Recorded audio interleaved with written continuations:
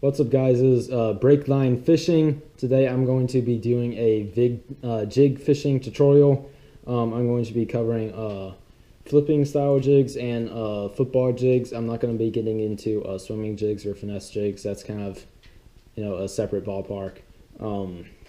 Anyway, let's get started. Setup. This is a G Loomis IMX 7-foot heavy. Was it a heavy fast action? Right now I do have a swim bait jig head tied on, but this is a very viable jig rod option.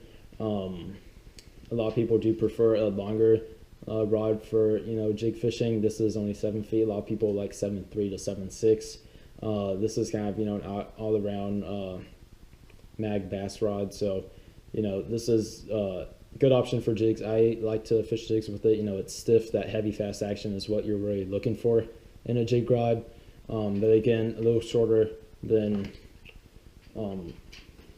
a common, more common jig rod. All right, so next up, this is another G Loomis. This is an E6X. This is actually a jig and worm rod.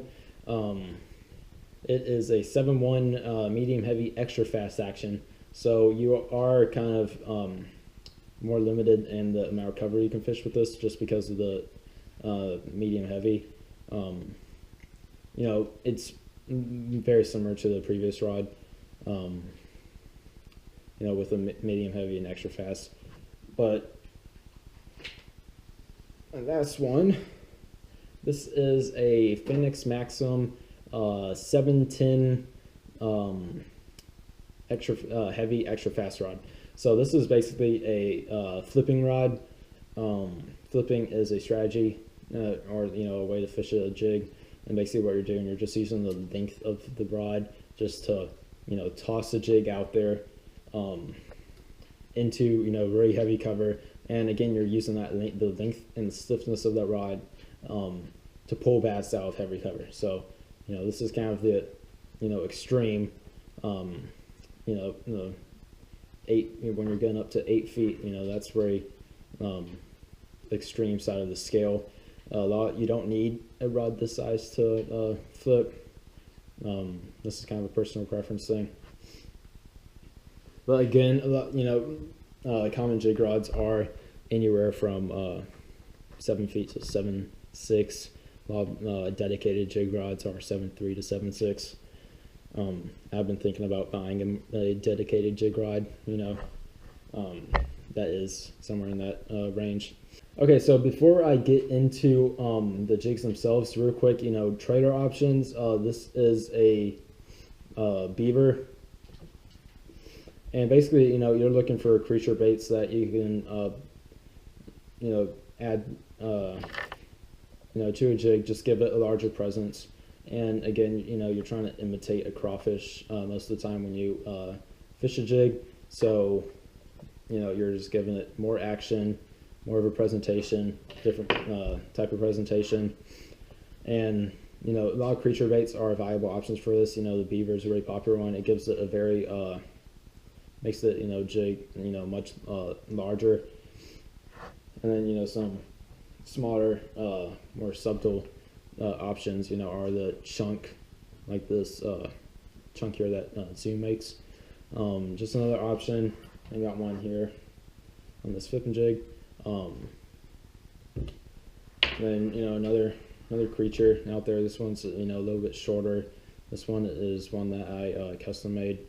And then kind of the final type of traders. This is not really a chunk. And it isn't really a full creature bait. But it's just a crawl trader. So yeah, those are the trader options.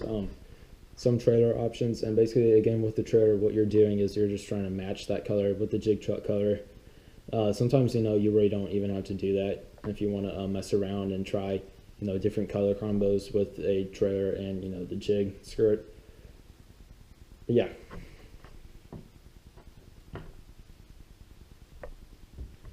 Alright, so getting into football jigs. So football jigs, basically what you're doing with the football jig is you're casting it out, you let it sink to the bottom, and you're just dragging that jig head along the bottom. you know, what you're doing, you're basically imitating a crawfish, and you're just dragging it along the bottom. Then, you know, the skirt and the trailer, you know, they kind of stick up in the water, you know, doing kind of its own thing, and dragging along the bottom. And again, you know, the bass strike. Usually with football jigs, you can fish, you can tie on, you know, fluorocarbon. You are fishing for football jigs generally in clearer water than flipping jigs, not all the time. And you know, you really need to fish them on hard bottom, so you know, not through like any grass or anything like that. You know, just kind of hard, not necessarily flat, but just hard bottom. It's where it works the best. No major rocks or anything. Bouncing them off little rocks is, you know, a good strategy. And then them fall down ledges. So if you want to fish a ledge, you know, this is a good option too. And you're fishing a lot of times in the same place you would fish a Carolina rig. So, you know, deep water. Yeah, and as you're going to see, you know, a flipping jig is much different. So a flipping jig, basically this one's, you know, kind of beat up. I think I was practicing in the driveway with this one or something. But with a flipping jig, basically what you're doing is you are tossing it into heavy cover along the shoreline, on laydowns, grass, anything like that. And once it hits the bottom, you're fishing it much like you would a Texas rigged worm. You're just kind of bouncing it along the bottom. Again, with the football jig, you're dragging it along the bottom in most cases. So this one, you know, you're bouncing. And because you are tossing these jigs into, you know, pockets where bass a lot of times will be, as it's initially falling down to the ground, you can a lot of times get a reaction strike. So good tip for flipping jigs is as soon as, you know, the jig hits the water, you want to be, you know, rod tip down. You want to be ready to set the hook with semi-stacked line. So that way, you know, you don't drag the jig out of the fish's mouth.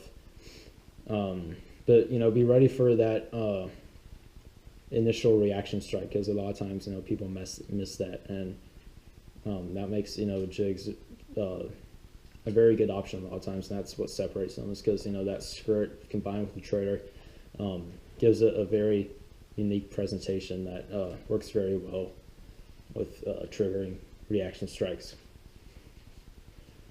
Yeah, that is flipping jig. Generally, you want to fish those, I mean, on heavy fluoro or braid. I generally like to fish flipping jigs using heavy braid. Some people like to go up to all the way to like 60-65 pound test braid. I don't find that necessary. I think, you know, 30-pound tests usually just, you know, again, stick with the 30-pound test, and haven't had too many problems with that test of braid, you know, fishing heavy cover. But then again, you know, I don't fish extremely heavy cover all that often, so maybe, you know, the 60-65 pound braid in your circumstance will be a more viable option. But then, you know, also, you know, people do fish heavy fluoro, anywhere from 15 to 20 pound fluoro, you know, when fishing a flipping or football jig. Yeah, other things with a flipping jig, they are, you know, good year-round options. So are football jigs. They're both, you know, can be fished year-round.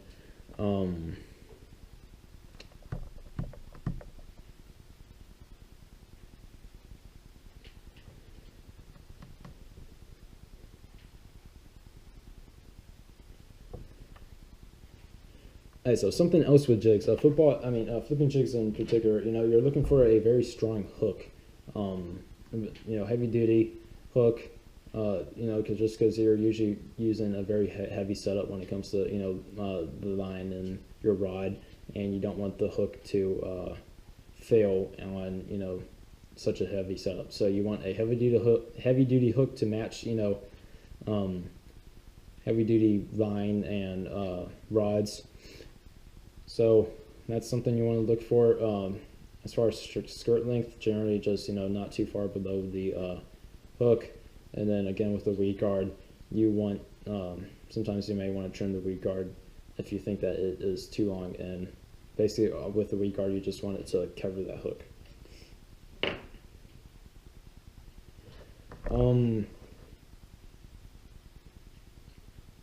So just to wrap this up, basically we covered flipping and football jigs. Football jigs, like I said before, cast them out, drag them on the bottom, work on hard bottom, and it works very well on fishing ledges. Flipping jigs, on the other hand, you're flipping them into heavy cover, shoreline, laydowns, grass, anything like that, and generally, just fishing it like a Texas rigged worm, looking for that reaction strike a lot of times. And I think that is about it. One last thing, the weight for the jig head, generally, just to keep it simple, I will use ½ ounce, 3/4 ounce, or maybe a full ounce in some circumstances. And usually the weight, at least with the flipping jigs, the weight is directly related to the amount of cover that you want to punch through.